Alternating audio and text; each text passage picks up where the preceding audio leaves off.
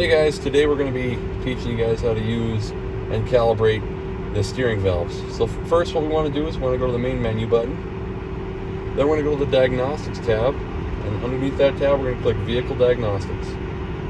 Underneath Vehicle Diagnostics we're going to hit Calibrations, and underneath Calibrations we're going to hit Steering. Now we've already done the wheel angle sensor calibration, so we're going to be doing the steering valve calibration underneath that.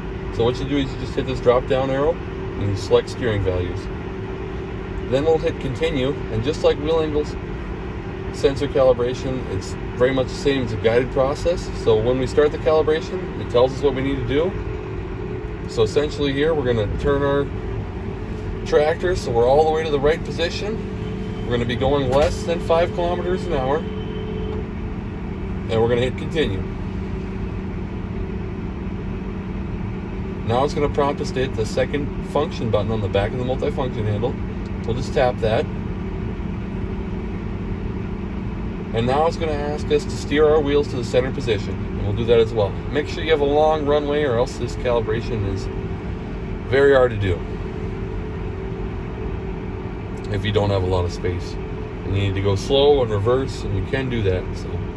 So just for your knowledge, we'll hit continue here. Once we steer to the center, now we're stop steering. The system will now start the valve cal.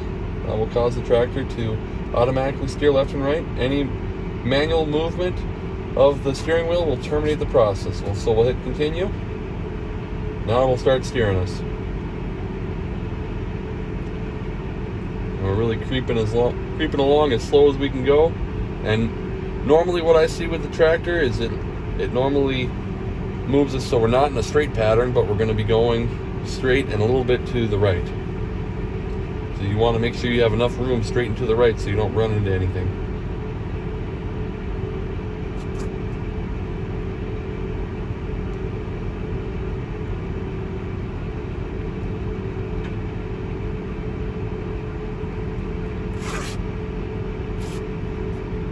And I have put the clutch in a couple of times to do this calibration when I have ran out of space, and it has worked. So if you need extra space and you don't have it, you put the clutch in at the very end of your calibration.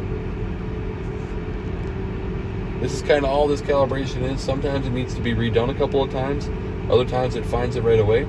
We can see that it'll tell you right on here it's verifying the deadband edge. So once it finds its edge, and then it'll go over and say, hey, we found the right edge, we need to find the left edge. So once it's done getting the right, you know you're basically to the end. Otherwise the numbers up here only mean what step of the process you're on.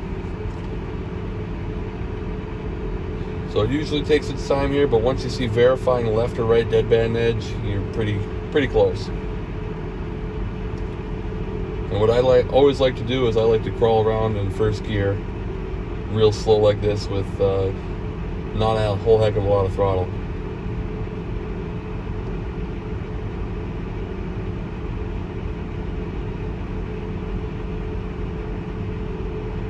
Right after this screen, it'll tell you that calibration was successful or unsuccessful, and then from there you can confirm your calibration or deny your calibration and do it again.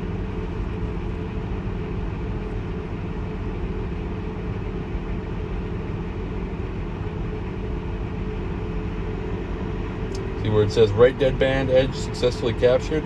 That's exactly what you want to see. That's how you know you're getting really close to the edge of the calibration.